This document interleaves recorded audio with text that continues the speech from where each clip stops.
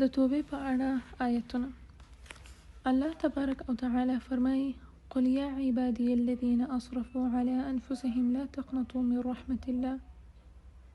ای پیغمبره، هغه بندگانو ته مې ووایه کومو کسانو چې پر خپلو ځانونو تیری کړی دی چې د الله جل جلاله له رحمت نه مه ناهیلي کیږئ. سورة الزمر آیه نمبر 53. د توبې په اړه مو چې څومره خبرې وکړې ټولې یې ویرونکې او ډارونکې وې، خو اوس هماغه د کبیره، صغیره او داسې نورو ګناهونو په اړه شوې څرګندونې د قرآن کریم له دغه آیت سره پرتله. یا عبادی الذین اسرفوا علی انفسهم لا تقنطوا من رحمت الله ان الله یغفر الذنوب جميعا إنه هو الغفور الرحيم وأنيبوا إلى ربكم وأسلموا له من قبل أن يأتيكم العذاب ثم لا تنصرون واتبعوا أحسن ما أنزل إليكم من ربكم من قبل أن يأتيكم العذاب بغتة وأنتم لا تشعرون. ای پیغمبره، هغه بندگانو ته مې ووایه کومه کسانو چې پر خپل ځانونه تیری کړی دي چې د الله له رحمت نه مه ناهیلي کیږئ. په یقیني ډول الله ټولې ګناوې بښي، هغه بښونکی او مهربانه دی. او راوګرځئ د خپل رب خواته او د هغه د امر منونکی شئ مخکې له دې نه چې پر تاسو عذاب راشي او بیا له هیڅ لوري نه درته مرسته ونه شي رسېدلی. او د خپل رب ته لېږل شوي کتاب ډېر غوره اړخ غوره کړئ مخکې له دې نه چې پر تاسو ناڅاپي عذاب راشي او تاسو خبره هم ونه اوسئ. سورة الزمر آیه نمبر 53 الا 55. تاسو ولې توبه نه کوئ؟ د قیامت ورځ در یاد کړئ چې هغه به څنګه او څومره سخته ورځ وي. الله جل جلاله فرمایي: أن تقول نفس يا حسرة على ما فرطت في جنب الله. داسې نه چې وروسته څوک ووایي چې افسوس ما پر هغه تقصیر چې ما د الله په شان کې وکړ. سورة الزمر آیه نمبر 55. ای زموږ ربه، افسوس په هغه تیری چې موږ ستا په حق في جنب الله وإن كنت لمن الصاخرين. بلکې زه خو په ملنډو وهونکو کې شامل وم. سورة الزمر آیه نمبر 55. موږ به په دین ټوکې او ساتیري کوه، موږ به د خپل رب په دین ملنډې وهلې او ښایي چې د قیامت په ورځ د دغو خبرو پر ځای بل څه ووایو. أو تقول لو أن الله هداني لكنت من المتقين.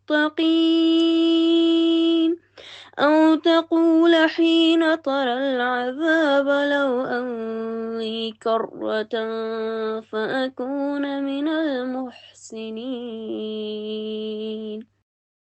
یا ووایئ کاشکې الله جل جلاله ما ته هدایت کړی وای نو زه به هم له پرهیزګارانو څخه وم.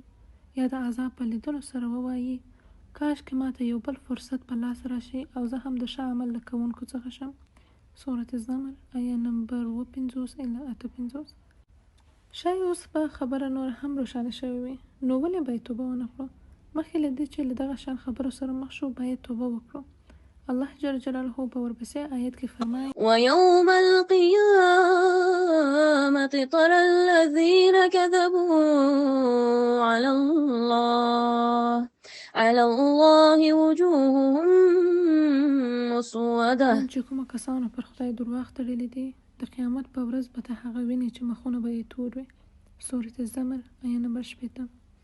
د قیامت په ورځ به د هغو کسانو مخونه تور وي چې په دنیا کې د الله جل جلاله له امر څخه سرغړونه کړې وي. الله جل جلاله یې په اړه فرمایي: أليس في جهنم مثوى للمتكبرين. آیا په دوزخ کې د لویې کوونکو کافرانو لپاره ځای نشته؟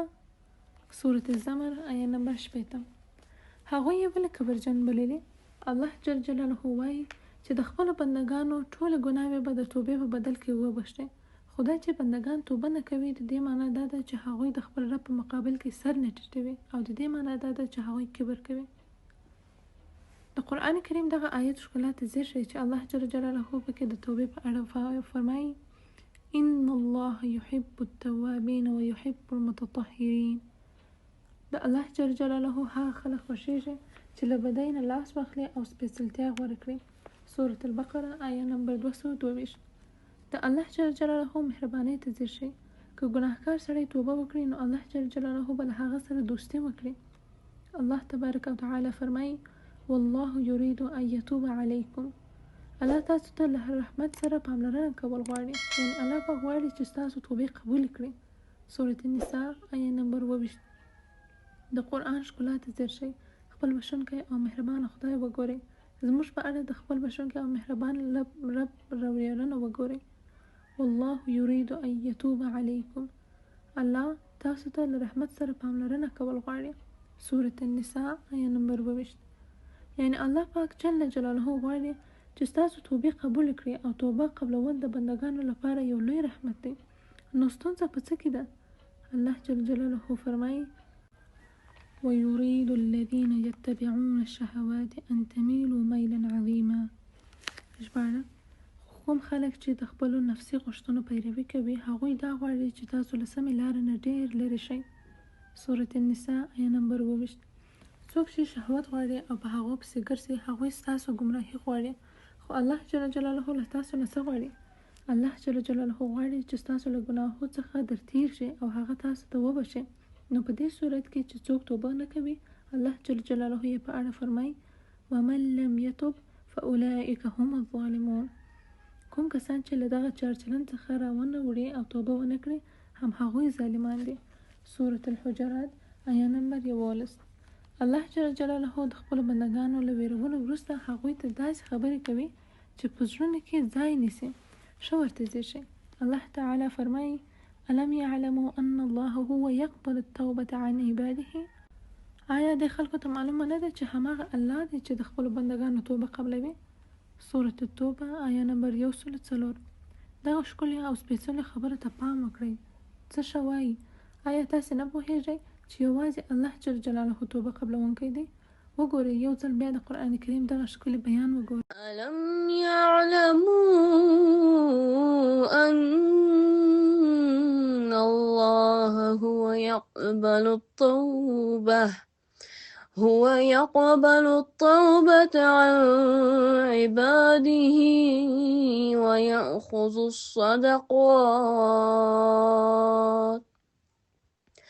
ويأخذ الصدقات وأن الله هو التواب الرحيم.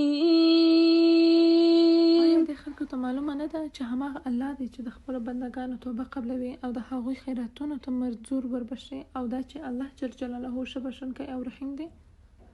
الله تبارک وتعالی د خپل ځان ستاینه او نومونه داسې کړي ده: غافر الذنب وقابل التوبه. د ګناه بښونکی او توبه قبلونکی دی. سورة الغافر آیه نمبر 3. آیا تاسو د دغه ټولو خبرو له اورېدو سره بیا هم توبه نه کوئ؟ تاسو ولې توبه نه کوئ او ولې خپل خدای ته رجوع نه کوئ؟ ولې د ګناهونو په ترسره کولو ټینګار کوئ؟ ولې؟ الله پاک ستا ټولې ګناوې په توبه درته بښي، خو تاسې نه غواړئ چې توبه وکړئ. الله تبارک وتعالی فرمایي: وصارعوا الى مغفرة من ربکم. په هغه لاره په بیړه وځغلئ چې ستاسو د پروردګار د بښنې په لور تللې ده، او یا د خپل رب د بښنې په لور بیړه وکړئ. سورة آل عمران آیه نمبر 133. ډېری دوزخیان هغه کسان دي چې نن او سبا مصفون کوي. مصوف څه ته وایي؟ دغه کلمه د صوف له کلمې نه اخیستل شوې ده او د ډېر ژر معنا لري. یعنی څوک چې ځانونه د ډېر ژر په کلمه باندې غولوي او له ځانونه سره وایي چې ډېر ژر به دروغ پرېږدم، لږ وخت وروسته به حجاب واغوندي. دلته له ژر او لږ وخت وروسته نه مقصد دا دی چې سمدلاسه دغه کار نه کوي. څه ضرورت دی چې یو څوک ووایي چې لږ وخت وروسته به دروغ پرېږدم، ولې یې په دغه څه خبره نه کوي چې زه نور له همدې شېبې نه وروسته دروغ نه وایم؟ او یا لکه ځینې ښځې چې وایي تر بدېدو وروسته باید حجاب واغوندم تر څو مې اولادونه رانه خوشحاله شي. او یا لکه ځینې ځوانان چې وایي تر واده کولو وروسته به ټول لمونځونه په جومات کې وکم او سترګې به د ناروا څیزونو د لیدو لپاره نه غړوم. دغه کسان همدغه د ژر او یا لږ وخت وروسته خبر له ځانه سره تکراروي او خپل نیک عملونه ورباندې ځنډوي. دغه خلک چې په خپلو نیتونو او عملونو باندې په کتنه کې نن او سبا کوي، هغوی په حقیقت کې درواغ وایي. همدغه ژر او یا لږ وخت وروسته بهانه د شیطان یو سرتیری دی او په ځای یې د الله تبارک او تعالی جل جلاله غوښتنه د سارعو کلمه ده. سارعو یعنی بیړه وکړئ، بیړه یعنی ځنډ مه کوئ. ځنډ یعنی د ځان او اصلاح ترمنځ، د ځان او د خدای جل جلاله د اطاعت ترمنځ زماني فاصله مه جوړوئ. اوس به خبره لږ نوره هم روښانه کړم. نو په نیکو کارونو کې نن او سبا مه کوئ.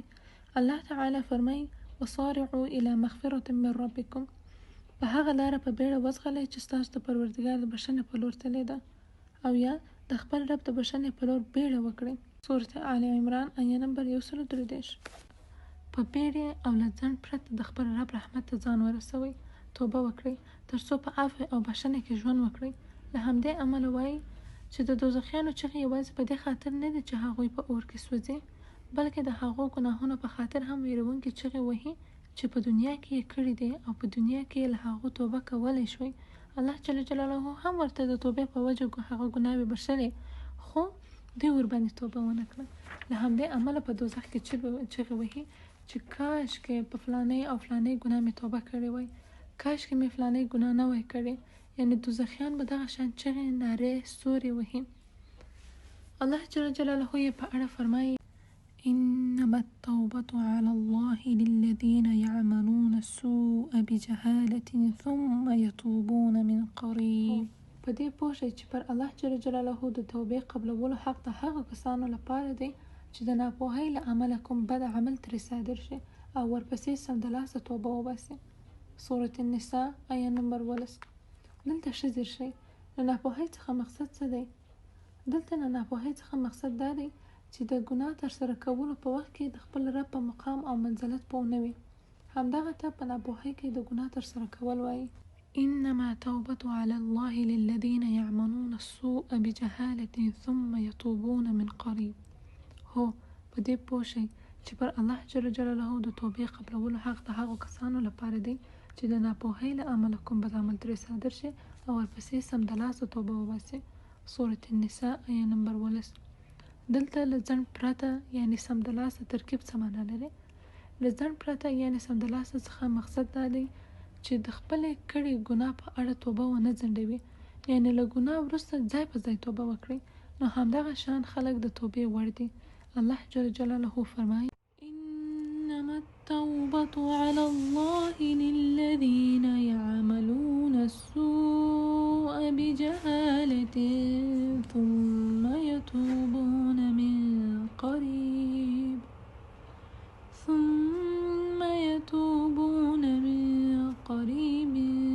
فأولئك يتوب الله عليهم. هو دې پوه شئ چې پر الله جل جلاله د توبې قبلولو حق د هغو کسانو لپاره دی چې د ناپوهۍ له امله کوم بد عمل ترې صادر شي او ورپسې سمدلاسه توبه وباسي.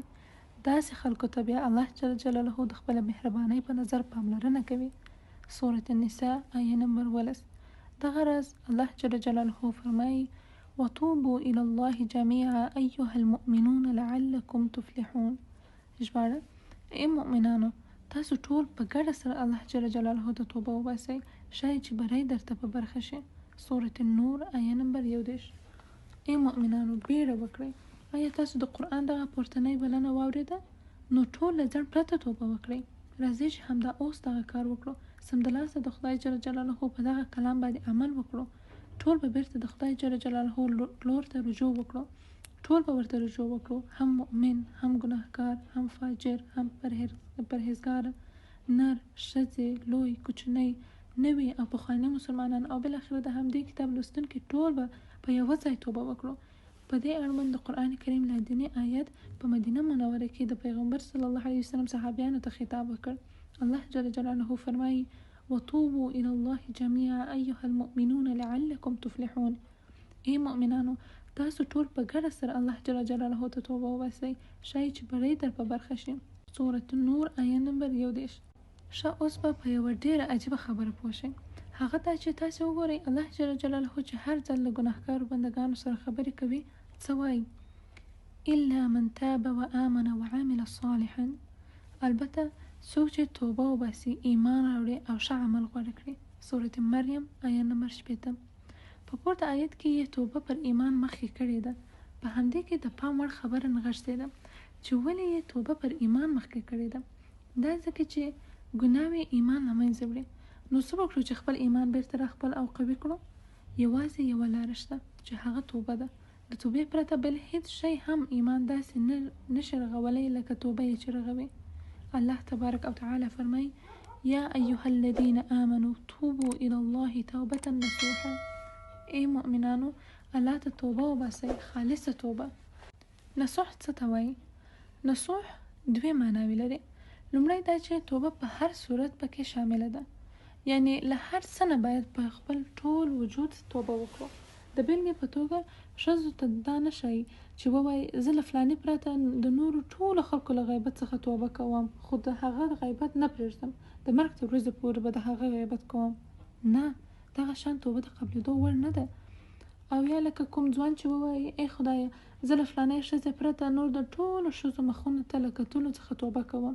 په دې صورت کې به د هغه توبه هیڅکله هم قبوله نشي. دوهم دا چې نصوح له نصیحت څخه اخیستل شوې ده، یعنی د نصیحت کوونکې توبه. خو د نصیحت کوونکې توبه څه معنا لري؟ د نصیحت کوونکې توبه خپله نصیحت کوونکې ته خپلې مخکینۍ توبې ور یادوي. یعنی کله چې یو څوک له یوې ګناه نه توبه وکړي نو دغه توبه په هغه کې له ګناهونو څخه د ځان خلاصولو یو قدرت پیدا کوي. او کله چې بیا له ګناه سره مخ کېږي نو بیا پر مخکینۍ ګناه کړې توبه ور یادېږي او هماغه توبه یې له دې نوې ګناه څخه لرې کوي، ځکه چې هماغه مخکینۍ توبه سړی ویښوي او هوښیاروي یې. د بیلګې په توګه کله چې یو څوک له ګناه سره مخ کېږي نو بیا په همدې جماعت کې د توبې په اړه زموږ بحثونه ور یادوي، زموږ هغه مخکینۍ توبه ور یادېږي چې په ګډه مو د ټول عمر د ګناهونو په اړه وکړه او په راتلونکي کې له ګناهونو څخه د توبې په اړه خپل عزم ور یادېږي. او یا هم د دغه کتاب د لوستنې پر وخت له ځانه سره توبه کوي او بیا چې له ګناه سره مخ شي نو د توبې په اړه د دغه کتاب بحث ور یادېږي. په خپل فکر کې د توبې په اړه د دغه کتاب ویرونکي او ډارونکي بحثونه ور یادېږي. د توبې د قبلېدو په برخه کې د الله جل جلاله رحمت په باره خبرې ور یادېږي. خپله توبه ور یادېږي. د توبې پر مهال له خپل خدای جل جلاله سره کړې ژمنه او له ګناهونو څخه د بیزارۍ ژمنې ور یادېږي او ځان له ګناه څخه خلاصوي. نو په دې توګه د نصیحت کوونکي توبه تل توبه کوونکي ته د ګناهونو پر وخت نصیحت کوي. ای ورونو دا ډیره اسانه خبره ده.